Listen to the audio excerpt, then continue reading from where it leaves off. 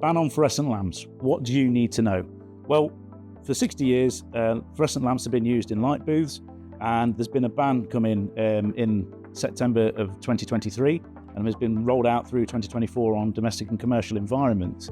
But for specialist applications such as light booths, as of February 2025, we'll no longer be able to manufacture a fluorescent light booth such as the CAC cabinet that you see behind me.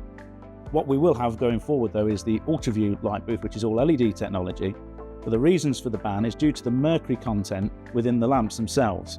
And it's a hazardous material, and the EU legislation has been rolled out, and in many other regions as well, such as Americas and in the Asia areas, they are rolling the ban so that you will no longer be able to buy fluorescent light booths. But we do have a stock, so while you're transitioning over, you'll be able to still buy replacements for your existing booths before you get the UltraView technology.